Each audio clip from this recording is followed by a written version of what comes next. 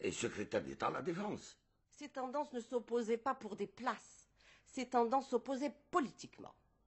Et ces tendances-là, une était représentée par les responsables du comité central, qui étaient en pleine déviation réformiste, et Messali qui est resté en s'appuyant sur sa canne en disant non, le programme politique du parti, celui-là, c'est la constituante souveraine, élue au suffrage universel, les valeurs démocratiques, et nous allons avancer, et nous allons aller à la radicalité.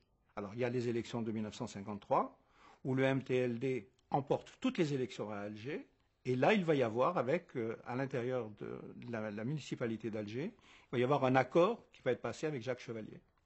Et donc, pour la gestion de la ville d'Alger, en commun, entre le MTLD et, d'autre part, le parti néocolonial.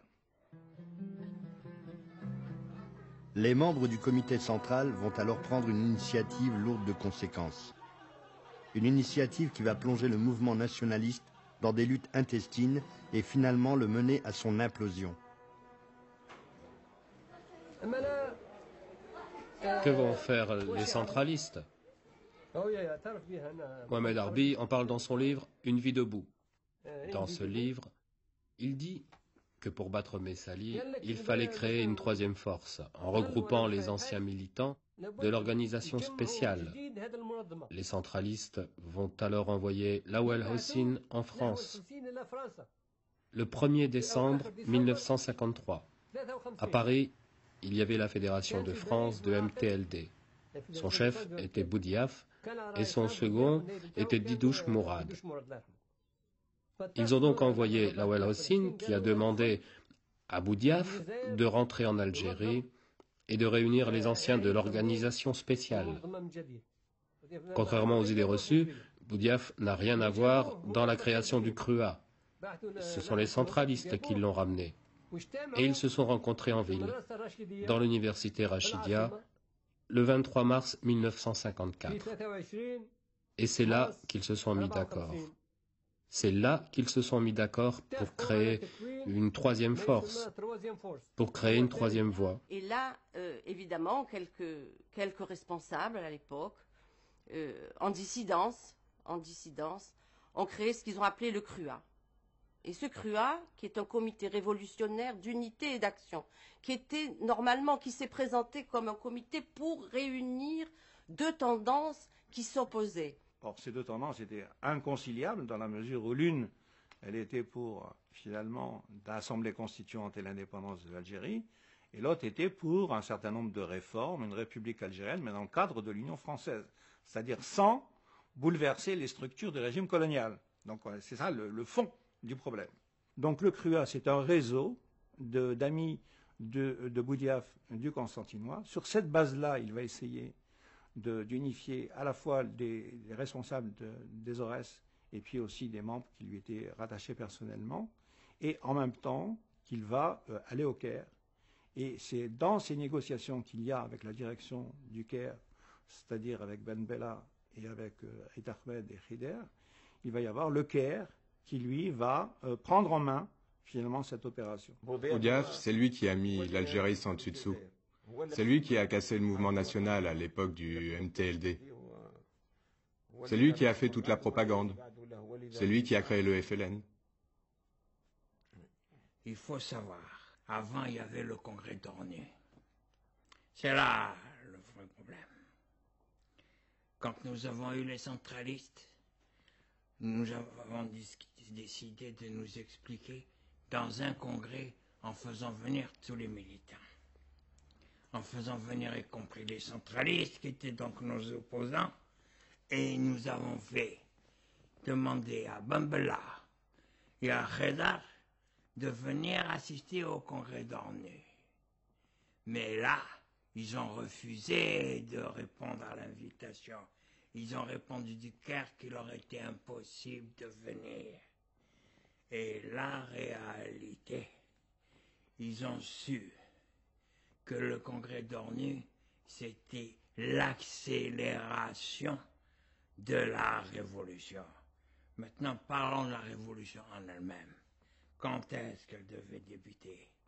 Elle devait débuter au mois de mars. Et c'est pour ça, quand il y a eu le congrès d'ONU et que les gens du Caire ont su que c'était l'accélération de la révolution, alors les gens du Caire, mais c'était même la veille du lendemain matin qu'il fallait déclencher la révolution.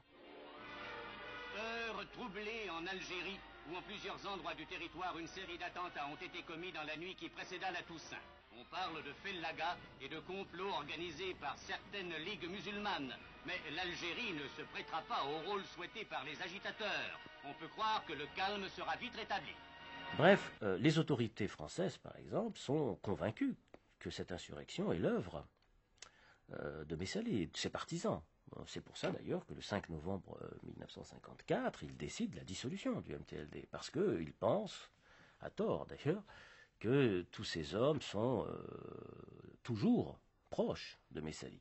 Ils savaient qu'en déclenchant la révolution précipitamment, évidemment le colonialisme devait tomber sur le MTLD et tout liquider, et comme ça laisser le champ libre aux gens du Caire. Et c'est ce qui s'est produit. Vers le 5 novembre ou le 20 novembre, il y avait 18 000 militants en prison, que la France a arrêtés. Tous les cadres messalistes. Ils les ont arrêtés en prison. Et jusqu'à la libération. C'est ce qui nous a fait, nous, moi aussi. Ils ont utilisé le nom de Messali pour tromper les militants du Parti du peuple algérien. Ils ont utilisé le nom de PPA pour tromper le peuple algérien. Parce que chez le peuple algérien, qui c'est qui déclenche la révolution en Algérie? Ça ne peut être que le PPA et Messali Hadj. Ainsi donc, Messali, l'éternel emprisonné qui préparait la révolution depuis près de 40 ans, venait de se faire devancer par de jeunes militants à qui il avait tout appris. Le MTLD dissous, Messali va fonder un nouveau parti, le MNA, le Mouvement National Algérien, et refuse au FLN la représentation exclusive du peuple algérien.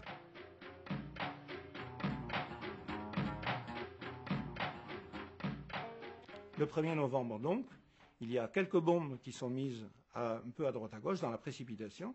Et les poseurs de bombes, c'est vrai pour Bitat, c'est vrai pour Didouche, etc., vont ensuite se réfugier dans la montagne.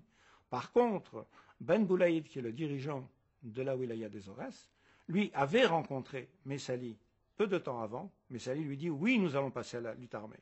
Donc il pensait que l'accord qui était avec Boudiaf, c'était simplement un accord qui allait lui permettre d'avoir les armes et le soutien de l'Égypte.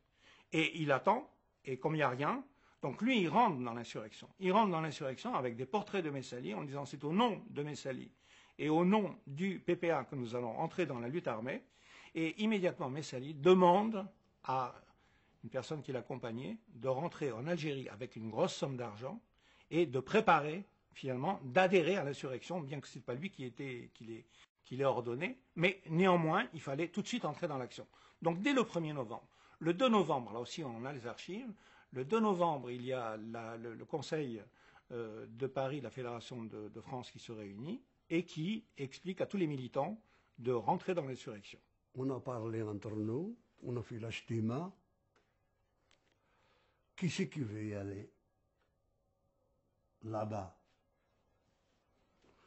Il y a des gens, ça c'est le 2 et le 3 novembre. Ça y est, l'action, c'est parti en Algérie. On est arrivé là-bas, on a trouvé beaucoup de nakir, moudjahidines. On a été avec eux, bien,